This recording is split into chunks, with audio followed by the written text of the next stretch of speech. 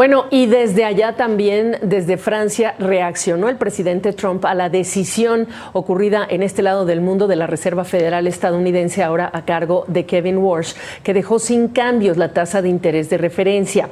Antes de abordar el avión que lo llevaría a Versalles, precisamente esa cena, Trump dijo que podría pasar que suba la tasa de interés. Hay que recordar que a él no le gusta o no le ha gustado en tiempos de Jerome Powell que eso ocurra. Dice, aunque es difícil de creer porque subir una tasa mantiene al país estancado. Pero tenemos a un buen tipo allí, dijo en clara referencia a Kevin Warsh. En esta era de Kevin Warsh al frente de la Fed, varias cosas son notorias ya en lo que es esta nueva era. Entre ellas, un comunicado de la Fed más corto, sin una guía futura sobre el rumbo de las tasas de interés.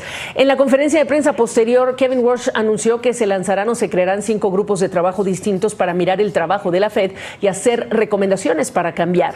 Warsh también dijo, por cierto, que por 5 años la Fed ha incumplido su meta de inflación, algo que arreglará. Y también esto.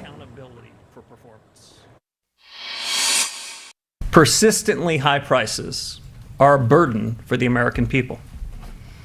But the recent past need not be prologue. This committee will deliver price stability. I reviewed the dot plots, and when I saw the submissions, I noted that all the submissions were coming in with pencils, you know, those kind with the big erasers. That's to say that I think my colleagues around the table, when they submitted their dots, understand the world is changing quite quickly. Y cuando se refiere a esos puntos, se refiere justamente a lo que se llama ese documento de dot plot, que en el caso de lo que hace la Reserva Federal es justamente pues esa proyección de lo que sería el rumbo de las tasas de interés entre los participantes dentro de esa gráfica, digamos. Pero vamos al análisis ya. Ahora nos acompaña José Gabilondo, profesor de Derecho Financiero en la Universidad Internacional de la Florida. Qué gusto saludarte, profesor. Y hay que destacar este estilo nuevo, no sé si decir refrescante, pero visto por muchos economistas positivamente en relación a cómo se comunica la política monetaria. ¿Qué piensas? Bueno, fue fascinante verlo. Yo vi 2 caras de Kevin Warsh. La primera me gustó mucho. Era una cara competente, técnico, con un manejo, una fluidez excelente y obviamente coherente al pensamiento monetario. Y eso me pareció muy bien, pero también hizo un par de comentarios, un comentario muy incoherente al final, cuando dijo, no hay por qué pensar que hay una contradicción entre la estabilidad de los precios y aumentar el empleo. Bueno, toda la profesión está convencida que sí existe esa tensión, de forma que esa segunda cara me pareció política, pero la mayoría de lo que dijo era competente. Yo creo que va a ser el nombramiento de Trump más competente que ha hecho. Yo te agregaría en el sesgo político, en la casilla de las cosas políticas, la crítica que hizo de que no se ha llegado a la meta en 5 años, aunque es menos, porque es menos técnica y es mucho más de sesgo político, ¿no? Totalmente. Ese era el segundo, o sea, yo dije que ese es el segundo aspecto, y también era muy poco caballero, porque no había un momento de agradecimiento del trabajo que había hecho Powell. Y sí, esto es un conflicto generacional y también muy poco justo, porque Kevin Warsh fue nombrado por alguien, el presidente, que ha favorecido, políticas que fomentarían la inflación.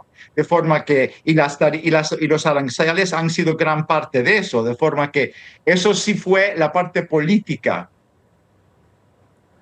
Claro. Ahora, no se subió la tasa, sí se anticipa en lo que es ese dot plot, pues quizá un alza en 2026, pero no se queda ahí la cosa, también quizá en 2027. ¿Cómo ves este querer del presidente Trump y no solamente la reunión de hoy, sino lo que se avecina en relación con futuras alzas de tasas de interés?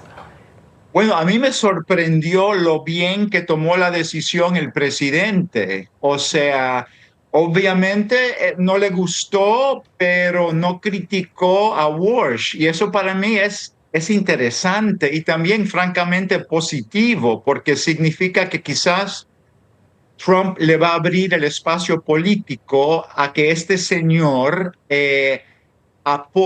aumente las tasas de interés. Él no lo puede hacer solo, pero él sí puede ejercer liderazgo en esa dirección. Y yo creo que hay un consenso en que tarde o temprano tienen que subir las tasas para frenar la inflación. Y yo creo que hoy lo que yo vi es como un camino donde eso puede pasar y Trump no va a perder orgullo o prestigio. Él lo va a aceptar. Eso me chocó. Eso es exactamente, precisamente porque entonces la batalla que ha dado el presidente Trump en los últimos años cuando estaba Jerome Powell, incluso en los tiempos de Janet Yellen como presidenta de la Fed. Bueno, esto es arriba de lo que digamos que en las burbujas de los técnicos y economistas, pero Kevin Walsh también habló muy puntual y muy sucinto diciendo la inflación es todavía muy elevada para los hogares. Eso lo entiende cualquier ciudadano y eso es también interesante. Y lo que también es interesante es que se avecina un cambio, un ajuste, una revolución en la Reserva Federal. Mira, exactamente, pero una revolución muy medida, estructurada y organizada. Esos 5 comités que tú mencionaste al principio del programa, esos comités van a ser muy importantes. Uno se ocupa de la comunicación, el otro de la cartera de bonos y si se debe reducir o no. El tercero es sobre el análisis de datos, el cuarto comité es el mercado laboral y el quinto es sobre la inflación. Walsh va a usar esos comités para crear un consenso y para poder hacer cambios. Y yo creo que sí vienen grandes cambios. Lo más importante va a ser quién nombra a estos comités. ¿Va a poner gente del Cato Institute o del Brookings? O sea, ¿quiénes son los economistas que van a estar sembrados ahora en este aparato reformista? Va a ser interesante ver eso. Y para cerrar, José Gabilondo, ¿tengo tiempo? Espero que sí. Esto que está pasando, que va a pasar, estos ajustes en la Fed, ¿crees que mucho de lo que hace la Fed luego genera interés en otros bancos centrales? ¿Será como una forma de pensar también que otros bancos centrales tendrían que modernizarse, ajustarse, revisar si esta es la manera correcta de hablar de política monetaria, de decidir la política monetaria? Bueno, es cierto, aunque justo o no, es cierto que la Reserva Federal ejerce este ejemplo como ejemplo para otros bancos, pero una cosa que él dijo que fue importante y era que el Banco Central debe callar más, debe dejar que los mercados financieros se enfrenten con el riesgo sin la intermediación de ese forward guidance. Y eso sí es como un paso radical, muy interesante.